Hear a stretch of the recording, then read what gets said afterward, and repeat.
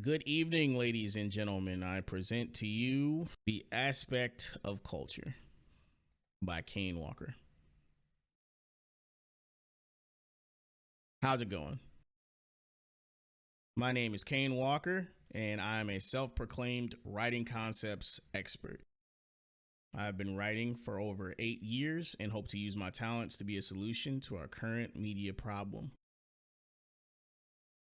Unlike the other instructors, I have no completed works, but my perspective and references will be enough to speak for me. Before breaking down the aspect of culture, I will first start with its definition. Culture.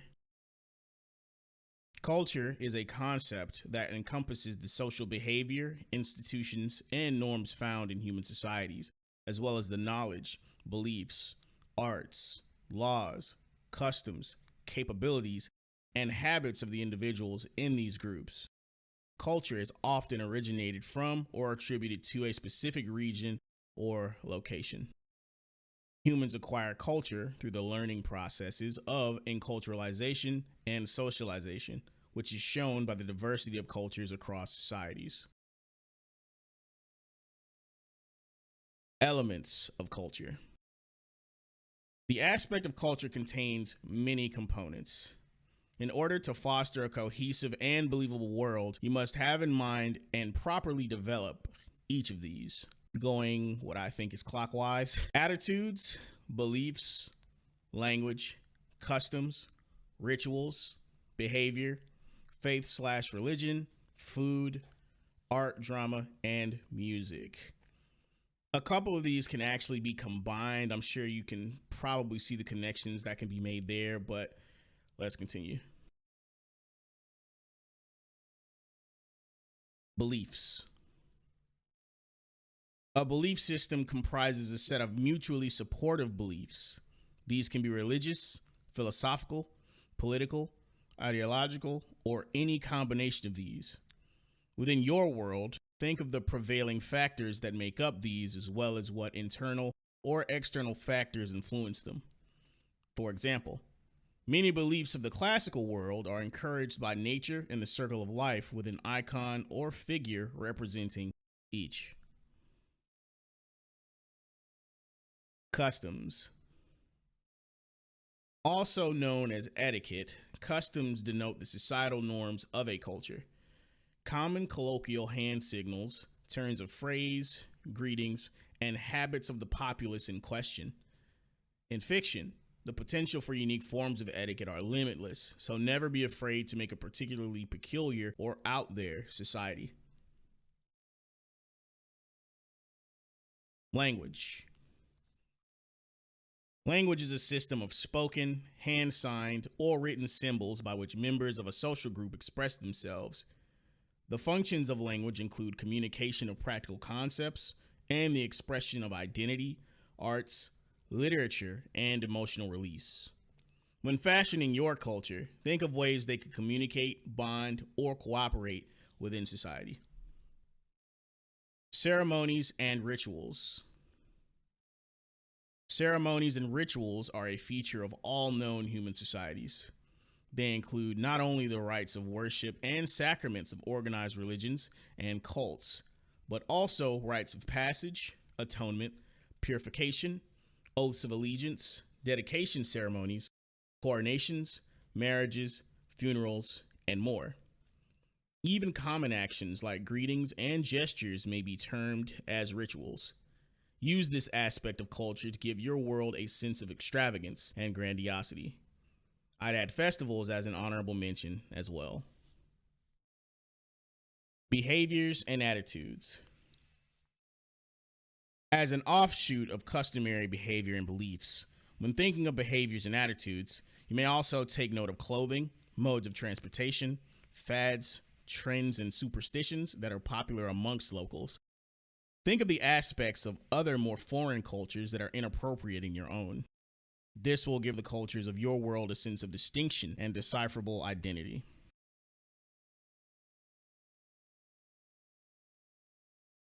Arts and literature. The art and literature of any culture is fundamental in documenting their unique human experiences throughout history. It is used as a way to escape the external pressures of the outside world and bond, if only temporarily, as one accord, even with would-be enemies.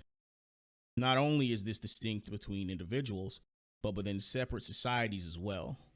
Think of the attitudes toward these as professions when creating your world. It adds a new layer to the expression within each of these. Think of the most common art forms, important figures, and famous pieces that may exist.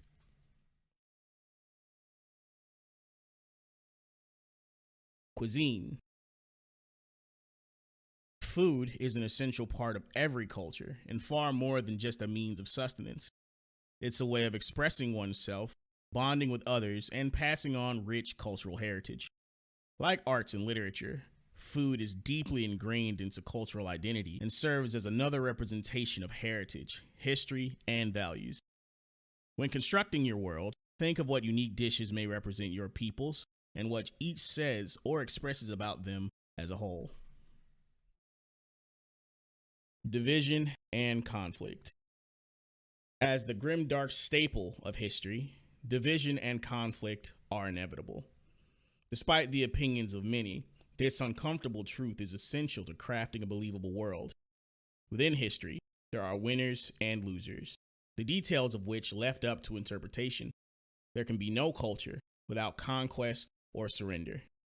Knowing this, use it to craft a seasoned and battle-scarred world of karmic justice, bloodshed, and bittersweet eucatastrophe. For the brightest hearts and minds are born from the darkest depths of despair and failure to accept tragedy as part of the human experience is the clay within the bricks on the road to hell. This concludes our presentation. Any questions? Hello? Yeah, what's your question? So, with the language of magic and expression, for example, can it be that there is more than one way of a language to be used in the same society? And does that better or hinder the society? What I mean is, like, in the Marvels, they go to a planet where the only form of communication is through dance and music. Apparently, they can't talk. I don't understand how that works. But if it was possible that people could express themselves through music alone and dance alone, and they could speak, I guess you could say, the same language through both mediums, would this be a good thing for a society? Let me know if I'm making sense. Yeah, I'm going to need some elaboration. Okay, so let's say if me doing the hand gestures of up, down, left, right is me saying, "How are you today?" And if I was called to do the same kind of motion in a dance, to say, "How are you today?" I have two forms of communication as far as like the language of like, talking to you and expressing what I'm saying to you. Is this a betterment in a society? Does it need to exist in a society? Does it matter if it's both there, or should it just be one? Well, language barrier. Well, there's two ways to answer this question that Yeah. I picked out.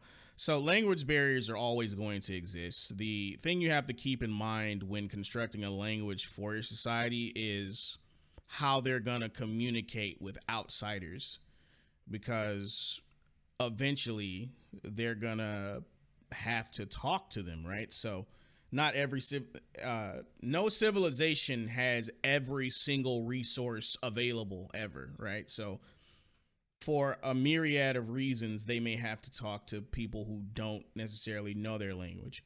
So what they'll have to do is figure out a way to teach their language to other groups, if integration is their goal at all, right? So, I mean, it really depends on that. But as far as the second part of your question, where you talk about two different ways to use language within a society, well, that's kind of how languages in the real world work, right? You have a utilitarian and practical way to use language in the form of just uh, plain baseline communication.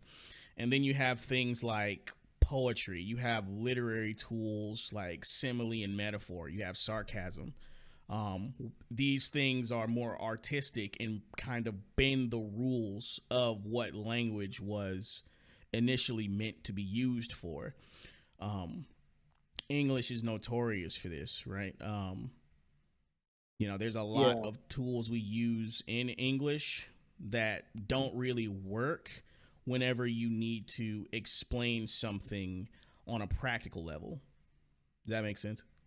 So it can be a good thing for your society. In fact, I would think, as far as that part of the question, it would make it more believable because you'd have the more utilitarian way of expressing ideas, and then you'd have the more artistic or poetic way of expressing ideas that most people may not even understand, right? So yeah, I think it would actually help to have something like that. Okay. So, because I was about to say slang and what you call it when you started talking. Because I had watched The Warriors and I realized they were talking in a way where I understood what they were saying, but at the same time, a part of me is like, just use the common core English in your speaking, kids.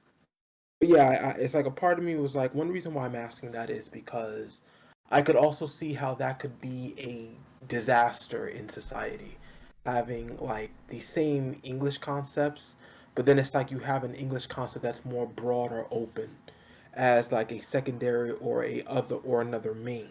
So I didn't know if like having two mains could be problematic in a society, especially one that's either A, highly functioning, B, barely functioning, or C, trying to integrate with another one. Because I know when you mentioned, like, they would have to find a way to teach, a part of me is like, that takes, that is, oh boy, that is work. That is work. And it kind of leads into another one of my questions, but I think you answered that question really well. Um, all right, so I don't know if you can do this, but would you be able to go back to that thing you had earlier where you showed all the things of like what makes a society a society? Sorry, a culture, a Um, culture. Sorry, I'm sorry, a culture. Sorry. yeah, the culture wheel. Yeah, I can show you Yeah, that. yeah, yeah. There you go. Attitudes, beliefs, language, customs, rituals, behavior, faith, religion, food, art, drama, music. All right, so I had a question, and it might be hard to explain it. But when you were talking about like when we mentioned the elements of culture, I was gonna ask, are all of these things necessary for culture to be a culture, or can certain parts of this or only one part of this be used for a culture? Like I know how you mentioned like faith and religion, and on one side of the wheel you had like rituals, which all rituals and beliefs which kind of tie into faith and religion. So I was gonna say like I know there are some cultures that can work with probably like three or four of these, and everything else is just merely I don't want to say a given to the culture, but it's like they could probably fund themselves on probably four of these, if not three of these. Like, beliefs, rituals, faith, religion, and food, so to speak. Like, this could just be like the four cornerstones of like one culture. But does that make it a successful culture? Does it make it a faulty culture? If it becomes a highly advanced society, is it still a culture of high advancement? Is it just considered that way given what it has achieved, or is there, still things needed in order to make it really an outlined culture? Well, it's questions like these that formulate a believable world, right? Obviously, if you look back in time, there would be cultures that, let's just use the Victorians for example, because I always like using them, would deem barbaric, or the Romans too. They would deem like certain cultures barbaric and underdeveloped. So that would be left up to the opinion of whatever person is giving that perspective. So um, that's kind of the beauty of fiction writing. So let's take orcish societies. Orcish societies, as they've been normally depicted in fantasy, are nowhere near as deep as something like Roman society would be. Like what do orcs know? They know violence, protein, and war. That's pretty much all they know. You know, like so. I'm probably oversimplifying Orca's culture, No, no, but you're mostly, doing good. I mean, most of the iconography we see for Orca's culture is just like, you know, pretty bare bones. It's not like, you know, French culture or anything like that. Um, Mm, so like, to answer your question further, you can have certain cultures that only have one or yes. two of these, and they'd be completely fine. Like, what defines a successful culture? From a survivability standpoint, it would be one that's still within existence, right? Like, um, more tribalistic and warlike cultures would use invasion and conquest to, you know, keep their people fed, right? And Yes. other more developed and diplomatic cultures would turn to trade. So it really Yeah. just depends. No, it's like, all right, so like that I get, and I agree with that because I know when America was founding itself, I know one of the reasons why there was a shift in certain things was also because certain trade routes with other countries were pretty much taking away from American profits but giving it back to England.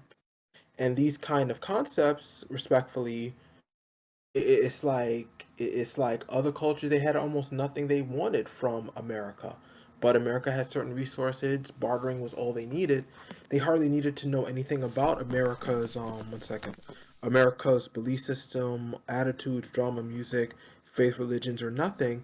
They just needed to probably know their behaviors when it came to, like, you know, how they spoke in the language of trade and what it is that they felt would work with their attitudes and beliefs as far as like getting what they could from them. Because in the bartering system, it really does depend on the person itself and how they, you know, appropriate the situation. If they choose not to, then, you know, anything could go right, anything can go wrong. Trade cancellations could happen. It's kind of like if you were talking about a merchant in any RPG world, and it's kind of like a free thought merchant, or certain actions you take, like if you're playing vampire, and it's like your actions influence whether the market will sell you something or whether the market will sell you nothing. It really depends on how you keep your community, you know, clean and sanitized, et cetera, et cetera, et cetera. So, yeah, the reason why I want to know is just because it's like, I know in certain cases, depending on what happens, you could have a culture that is literally just based off of one thing, and they can still interact with the rest of the world in a certain type of way. It just depends around, you know, the beliefs or attitudes of the people within that culture and their behaviors. You know, as far as like their religion, faith, customs, and everything else is concerned.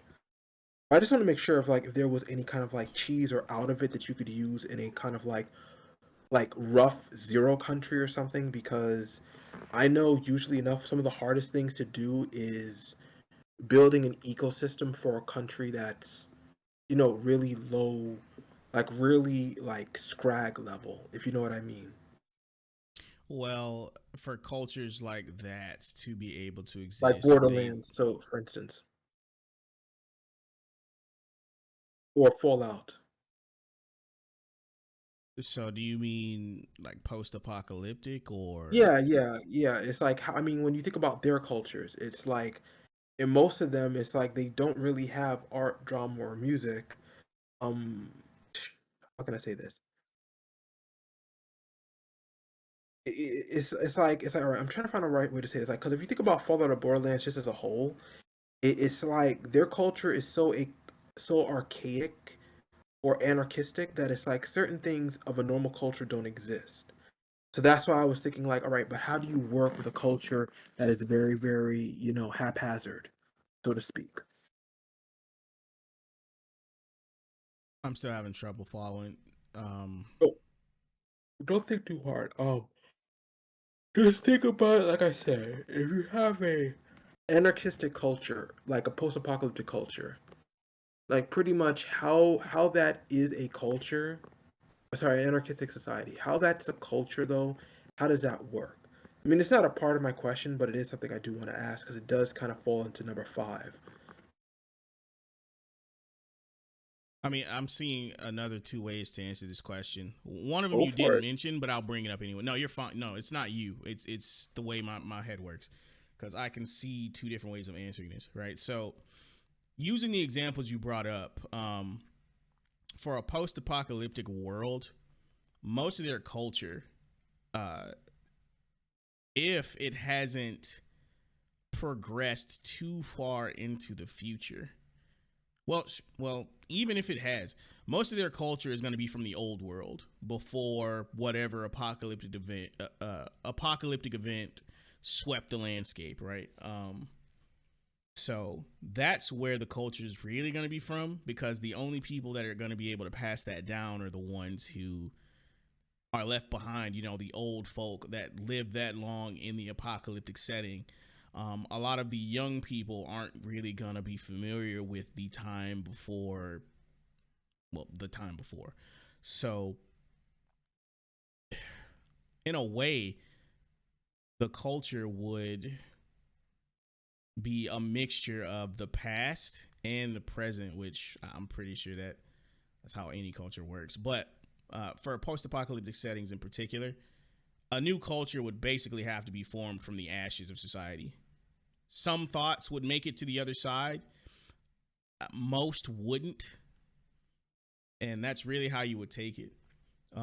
But my first interpretation of your question was for a supposed culture that was made of a group of people who, for instance, didn't have a language, but they still had faith, religion, beliefs, attitudes and behaviors, or things like that. They even might have had art. And when I think of cultures like that, I think of more animalistic cultures, which could be Okay. a very interesting idea. We have the concept of the caveman or the Neanderthal, the Cro-Magnon. We have the concept of the cannibal, right?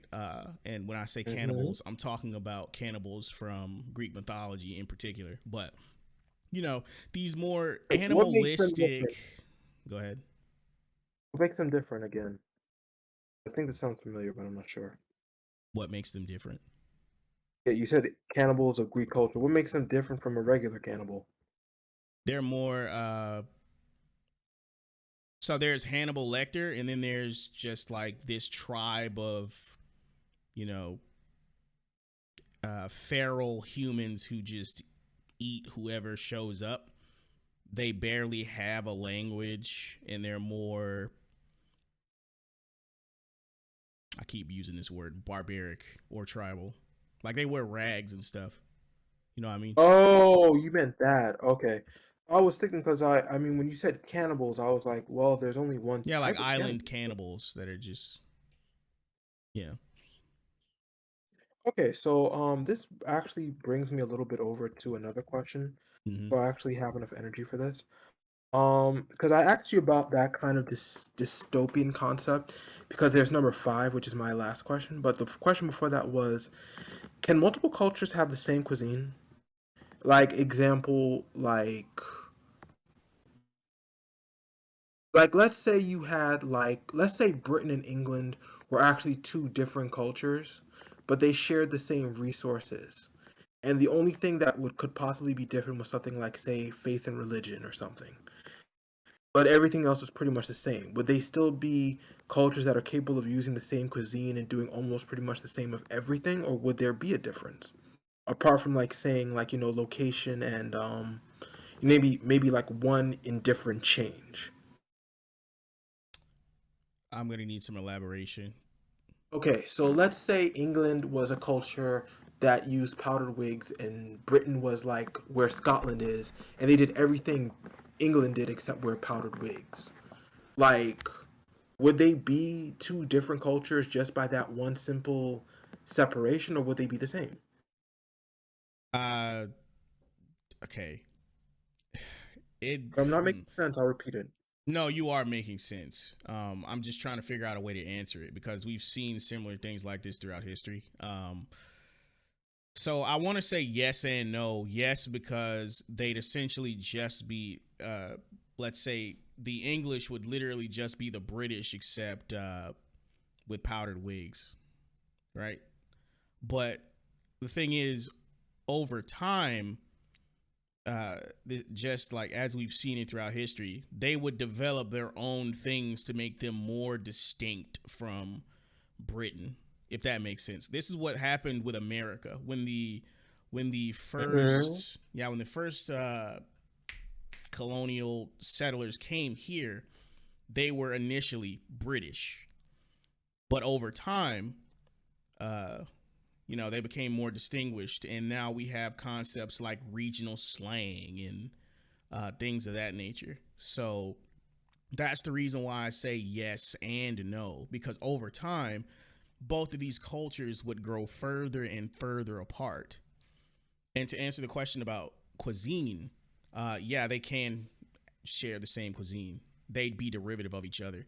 Um, Again, uh, these colonials from England brought their ideas from over there to here, and over time we also made our own cuisine, like the American cheeseburger, you know, fill in the blank. I can't think of any other like a completely American foods, because and that's hard to do because we're a melting pot. But you know what I mean? Um, I know what you're getting at. So that's why I was yeah. just checking because it's like I agree that certain things would change. And it's like I was thinking more like in the current time period as is, or if something like doesn't change. Because a culture will always change depending on the generation that precedes it. So there's always going to be something that shifts that generation's focus or abilities, Mm-hmm. or mindset completely. It's kind of like how back in the 70s everything was about free love and blah blah blah blah. Then 80s was about disco, sex, drugs, and rock and roll. The 90s was probably the consequences of sex, drugs, and rock and roll. The 2000s was pretty much a shift of the advances of technology. The 2000 to 2010s into 2020s was literally a shift of the advancement of multiple technology and multiple world changes following a post-end war of America, yada yada yada. And now the 2020s is a mixture of surviving the after effects of a worldwide pandemic and the shifts it changes across the face of the globe and what is given, what is taken, what is losing. So it's like a lot of stuff will change a culture. I guess I was just trying to figure out if that works as a full 100 because of how certain places can be by that very construct of itself. I'm so sorry. 74, 75. Did I forget 70?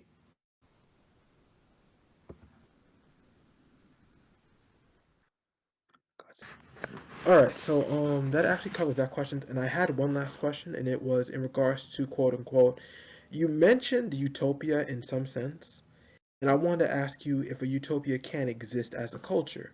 And what I meant was in Star Trek, you have people who point out utopian cultures, and usually the only thing that would be problematic would be the introduction of a foreign element or a element that tries to destroy that utopian culture's way of life or interfere with that utopian way of life. So I was going to ask you is it possible to have a utopian culture? Or is that a thing that can exist given the fact that cultures are rudimentally or fundamentally expected to change? Let me know if I made sense with that. No, no, you did make sense. I didn't mention utopia. The word I messed up was catastrophe, and man, I'm really about to do this. The concept of the catastrophe is it's basically when you think something is at its lowest point, and out of nowhere a miracle happens. It's a concept I think Tolkien came up with, but anyway, to answer your question, um, within fiction, you can have a utopian society. However, the mechanics of which would have to be explained thoroughly and likely involve some form of magic. Because if we know anything about human nature, um, utopia can't really exist. I always bring up the Romans covering this topic uh, way before we ever broached it. So To answer your question again, yes and no. Okay, then. But through So, the power of fiction, all things are possible. all right. So, yeah, the reason I'm asking that is because, as always, it's like I look at cultures and I think to myself, cultures have to change with the quote, cultures have to change no matter what. It's kind of like our fundamental fault, or the fault in our stars, if you want to do that, American saying. Mhm. Um, it is a annoyance, but it is also a true fact that nothing can last forever. It's the same with the Greeks, the Romans, then turned, the Anglo-Saxons of Britain, and they're on Yep, after empires fall. America. What happened? I said, yep, empires fall. No, no, that's kind of the problem because, unfortunately, and I hate saying this, you cannot build a kingdom without following an empire system because the empire system is quote unquote the natural way of life. And even if you were to go against the grain of the natural way of life, you do have a problem with utopian constructs too. Because to have a perfect utopia, something must either be given or taken away to make that possible. Like, have you ever seen Elysium? I have not. Okay. So Elysium is a good example of a guy trying to build a perfect society. The only problem is when we have a perfect society, certain people have to suffer. Because certain people have to either A, meet the norm of that society, or B, find a way to be a part of that society and not, fumble the ball, so to speak. If that makes any sense. No, it does. I believe the thing that Utopia misses out on, or excuse me, how do I put it? I believe the point Utopia misses is the same point that communism misses. Human beings are hardwired to seek purpose. And if all of their needs are met through some magical force or through government being able to give it all to them, they have no incentive to go and seek a greater purpose. Okay then. So That's that's my theory on why both utopias and communism fails. right, so in that regard though, and I'm saying this because of that statement. So in regards to utopias, that usually means that a society has hit its quote unquote peak, so to speak. Like it has reached its final destination. Sorry. It has I reached its like the final word apex. Probably a wrong, but you I know, no, like no, that no, no, no, word. that too, because it has reached its apex. It pretty much is that society. It doesn't need anything more because it has hit that point where it's like, okay, we're at the top of our game. There is nothing else that could possibly take our place. We are the creme de la creme of society. Bow before me, plebs. But the reason I'm also pointing this out, and I'm sorry, I'm kind of like side typing because I realized my computer didn't download something. I'm trying to make sure it gets it before like this whole thing starts at 9:30. Um, the real problem I'm just finding though is like when a culture reaches its peak though, it's like there's really not much more to do. I think like like what's his name? Like I'm trying to find a good version of a society that is considered utopian. I mean, there has to be something that's In considered real utopia. life, In fiction, ain't no way in oh, real life we have a utopia. You know full well we would never have a utopian society. There is I no mean, human alive that would be able to tolerate that. even in fiction, I didn't word it properly, I don't believe, but what I was explaining earlier about the point both utopia and communism misses, they never broach the subject of mental health and what taking away the struggle of the human experience actually does to a person's psyche.